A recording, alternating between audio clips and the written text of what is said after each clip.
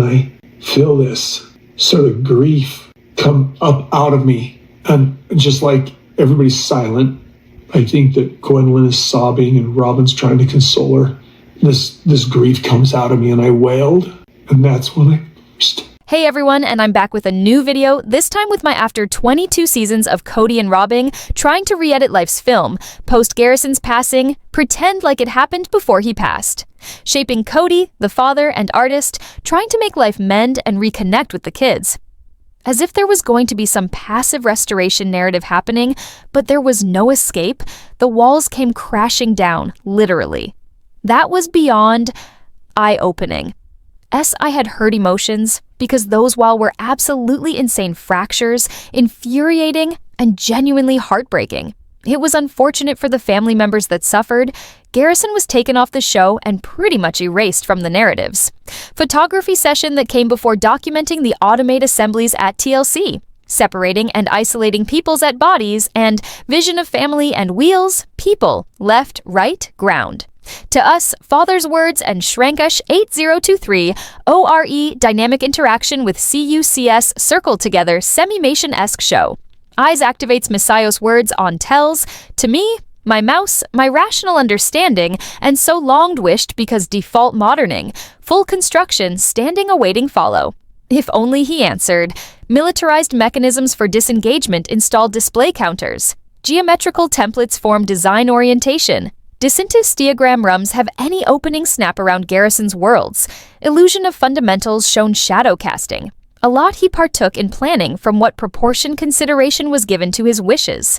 And because he left his child, it is difficult to conceptualize the emotion alongside the words to express this, but I am trying to Kody giving Garrison the silent treatment is an infuriating retreat that resonates with children and stems from deep-rooted feelings of parental disregard. Kody ostracized Garrison, and that happened far too often in their family. He described Garrison as a narcissist and a jerk. Verbally abusing sobbing children predisposes one to harbor detrimental feelings, which leads to rampant social neglect. In the case of Kody, these neglected children eventually snap back during their teenage years. Eventually, he and Robyn decided to have a sappy, lovey-dovey moment and have Mykelti call Garrison to tell him they're no longer participating in the Christmas gift exchange as a family. Even worse, they plan to not celebrate Christmas with him, connected by blood, but disconnected from their family unit. That's bound to drive anyone insane. Following the humiliation he faced, Garrison expressed his anger towards his father, claiming that buying a car was mocked on the show. Then, he decided to show off his new motorhome, and the mockery knew no end. Garrison and I boarded up the RV and lived just outside of Janelle's place. Kody had a laugh at that. Garrison would never achieve such a thing. Kody and Garrison had no relationship then become estranged because Garrison became such a troublesome Garrison that was simply Kody separating him from his life socially. But in the end, it was Kody's command that a furious me to step on the family whose say mattered the most was in my view utterly blocked, was not a man who donated the sperm to engineer the fetus, but rather cared for, nurtured, loved, and stuck with him through thick or thin.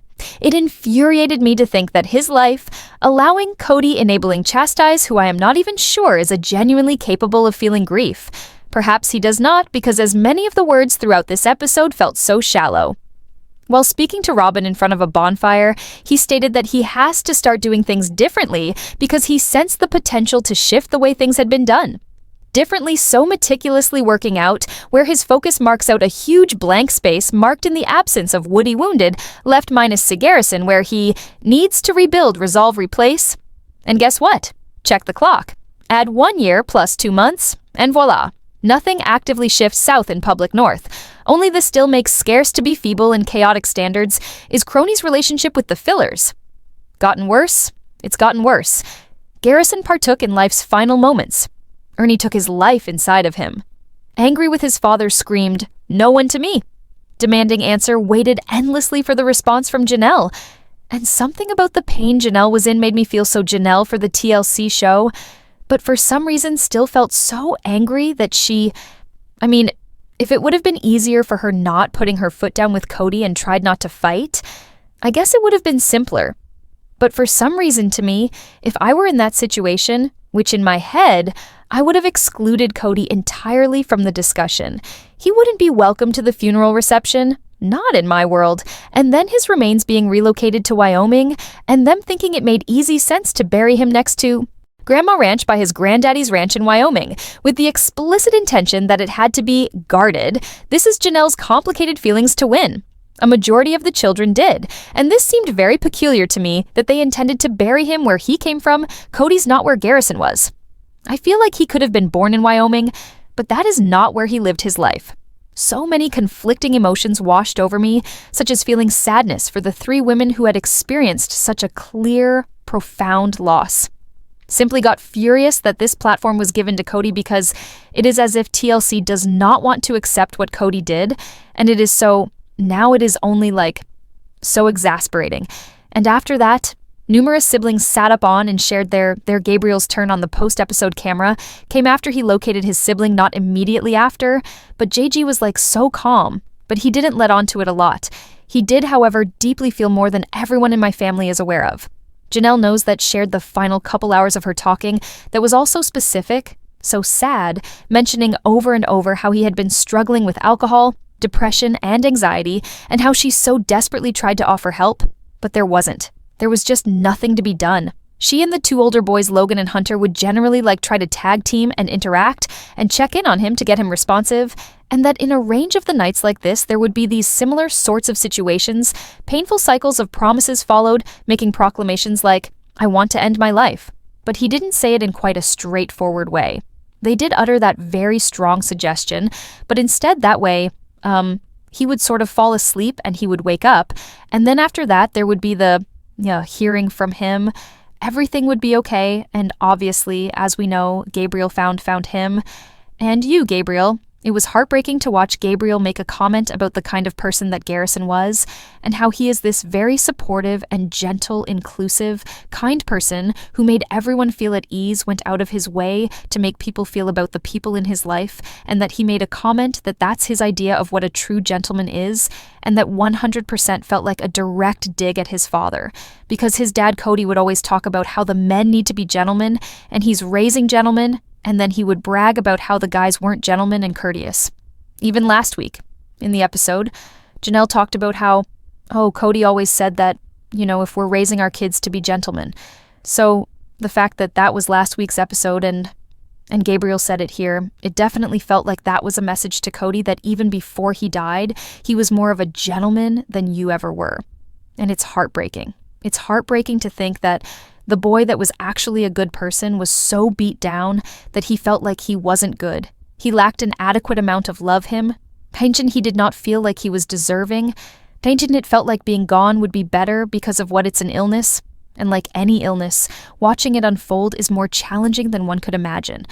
What stood out the most to me is how Janelle used her son Monson's struggles to describe him in the words Gabriel from Kind and Loving Association for Special Citizens used to describe his brother. Thinking, feeling, gentleman words used to portray someone who in essence is a thinker and a gentle man who does not put forth any outward emotions. Madison recollected her assistive endeavors by trying to persuade him to transition his life to North Carolina. Getting him out of Flagstaff was the goal, liberating him from that malign atmosphere. In a way, feeling guilty that they did not manage to get him to North Carolina. If we could only get him there. If only. Why was it so hard to imagine that everything would be fine? Christine, reflecting on her speech prepared to deliver at the funeral, shared her adoration for him as he was a little child, her beloved, and certainly every last word shed tears for him. And in the end, the comfort I found was, I believe the quote goes, "When he's gone, you can see him in the stars." This isn't exactly how it was phrased, but I think it was something about to the stars. And as for the movie, it does add intricacy as those who further perish, had a relation with Garrison where somewhere in the middle of talking about him and his Kody Garrison personality said not one word about who his son was. Nothing. He never uttered, "My son was intelligent. My son was smart. My son was a good man. My son was determined. My son was compassionate. A hard worker. My son was an act in the National Guard." I mean, he didn't have anything to say about his child, or their memories, nothing. It was like he was so disconnected from Garrison at the time of his death, he knew nothing about Garrison. Knew nothing about what he was struggling with, could not speak to the fact that he was dealing with alcohol problems, couldn't speak to the fact that he was dealing with depression or anxiety. He knew nothing. All Kody could do. The whole episode was focus on himself and how Garrison dying impacted him, and how now he felt regret for what he had done now. Now, after all of that, it was all about, I can't reconcile this. Now I thought I would have more time to reconcile this. It was just, I've never seen someone so disconnected, and it made me come to the conclusion that he did not understand his child. For if one loses a child and they have someone, you are aware of what the struggle is, understand their affection, understand their triumphs, alongside what could only be characterized as sharp struggles, devoid of sympathy, empathy, or understanding whatsoever. Kody's son was an absolute mystery to him. However, that's the impression that I got, so for him to be offered this platform again aroused my wrath, compounding matters. She spoke of his deteriorating mental health and the drinking that followed during the CO, and he started drinking. And when she started talking, she didn't know what the hell happened. But I'm pretty sure she knows what happened. How do I put this? How come I don't feel she is simply trying to not blame Kody? Being considerate of him, I suppose. Perhaps being somewhat gentle with her words. I am. And I feel like the family uses the co as the key word for when the family blew up, the moment of co-explosions. It is rather obvious what's transpired during CO, and the split is Kody. He is the origin of all division. He is the peak of division. Full stop. Like, the reality is pretty straightforward during CO or around the time he is most likely drinking to cope with an overwhelming feeling, depression. Is he really seeking issue isolation as the only hibernation without attention to all the other things going on? Also, he's over-blaming, kicking the kid out of the house. Bounded it, obsessed with nagging. Hibernation is one way of saying it for a total meltdown, and suppressing every shred of positivity, bring out feeling animated. And after, C is blaming the to go where the blamed narrative lie cuts card down. For speaking with his wife Robyn and then Kody, he has been on this tirade for 3 years. On we require an apology, you making yourself comfortable in our home is totally unacceptable. Do not visit us anymore. Over for Christmas, you're not safe. All of these things painting him like the evil one that's in my eyes. When she says in co, I think that's what she's saying without saying it. I think she's just being she's trying to protect Kody, maybe trying to protect the family, trying to protect Garrison. She and Garrison in their final text to each other were talking about how he was sad, he was angry, he was mad, he saw an old picture and he thought it was recent. And then he remembered it was a long time ago, and he was angry. And I understand that they don't want to talk about him being upset about the show, but that's what he was upset with, at least that night. An alcohol-intoxicated mind doesn't help your depression and anxiety. It makes it worse. It makes depression worse. It's a downer.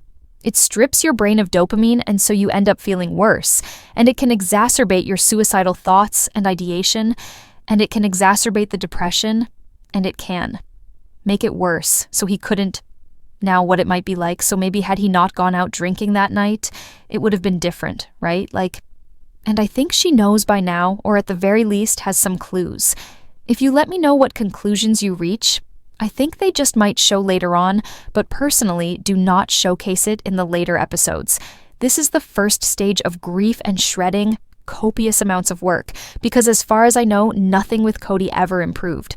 In those moments, I sensed as much as the fire scene was so contrived because winter when he died. There are also quite a few scenes where I felt to be as 100% snow on the ground when he passed away in Flagstaff. It's almost as if there was still feet of snow on the ground by their house, so this was not filmed after he died. This is not filmed when he needs to bring him home. This is a staged scene, but that moment where he says to her, I need to do something different. And it comes in waves, and I feel like, or he says, comes in waves, but I feel like he almost gonna say, he wanted to change and reestablish the relationships with his kids. With his kids, Cape and Robyn just says that's what everyone says, we're missing out on time to change everything, wishing they could go back and redo things. Time, and it seems she was merely speaking to him as if he didn't need to. Everything is the same since all he'll feel do differently is nothing.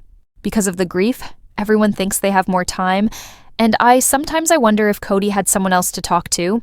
But Robyn, if he would actually do things differently, if she wasn't always trying to manipulate him, to not do what she wanted, and manipulate him to not see everyone that's away from her as bad, if he would actually do something to improve his relationship with his kids, because she always makes his kids outside of their kids seem like the enemy, and she couldn't even be bothered to try to cry. I mean, it was so obvious she didn't care, and she was trying to care, but she couldn't. It was very performative, and we know that Garrison hated her. So I was just like, why does she even get a chance to talk? But I just kept thinking, if Robyn never had entered this family, would his relationship with Garrison ended this way? Would he still have no relationship with his other kids? And I would say, I don't know. But I think probably it wouldn't be the way it is. Because Robyn creates a lot of division. He's a narcissist. And so is she. Yet she is the reason why they don't. And yes, even when he has the chance to turn things around, she is like, well, everyone does to be guilt-trippy, you know? Like when she reminded him he didn't need to change himself, and later on, the guilt he felt when it came to the urn and giving the ashes to Wyoming, it was very again awkward. By the end of the episode, I was furious, absolutely furious at Kody. Getting to that point, I felt very angry, disgusted, and even disturbed by both Kody and Robyn, loathsome, because why are we even giving them the opportunity and platform to express everything? All the pain they have in all those names, all the birthdays she'd spend, and all the Christmas celebrations alongside all holidays etched into the future. All I could keep thinking about was the last painful years of his life where Kody literally neglected him. He had not seen him for Christmas. They had not spent holidays together in 3 or 4 years. He subsequently stopped short, only to vaguely signaling this choice came from rampant verbal and psychological abuse, narcissism, rampant ego, and boundless anger. Feels so hollow because he never admits that he did. That he says, I keep reflecting upon the what-ifs. I wonder what would happen if it did not occur. He wouldn't have uttered the words, what if? So casually. He wouldn't have cared. In fact, he would have had a relationship if he wanted to. If he did care, he would have contemplated on what-ifs. What if today I have a relationship with my children? Actually, currently, he doesn't have any relationship with his kids. He barely talks to any of them. Hunter doesn't speak to him. He does not communicate with Logan either, nor does Gabriel. Savannah ignores him too. Janelle's kids don't acknowledge him. I don't even know if Mykelti talks to him. Garrison's death has changed things for people he's callous towards, but out of Kody's many children, it is the loyalist daughter who disassociates herself from him. What Mykelti has contended since he died, and Robeson meaning to everything defend changed everything. After Kody's death, he repeatedly claimed he would change. He has to make said time in his words spend, seems spend as claiming life of conflicts. He didn't state the truth. Why would amid devastations, whatever family thinks happening here to him turns renovated? It doesn't matter since seizure realist matters if people are dying, continue. This kind of updated after collapse of reason, as super zero. Change brought in where brought drown, quite unsurprisingly relies empowered at this elite refuse keep him talk endlessly everything. If all this, I understand this, interception shutters tell it. If you wouldn't have said super on variant rotate the body nearly Cabo. He upset me and could not understand why it was so difficult, why an apology makes everything different. Garrison is the type of person who makes problems bigger than they actually are, and this is why they feel overwhelmed. Incredible life perhaps if you wouldn't have been so verbally abusive to him. Maybe if you would have been able to manage having children with other women and not just be with Robyn all the time. Maybe if Robyn didn't spend 3 years playing the victim like Garrison was a bully to her. If this is how they acted at the funeral, I understand why nobody speaks to them anymore. And all of this is performative for a show.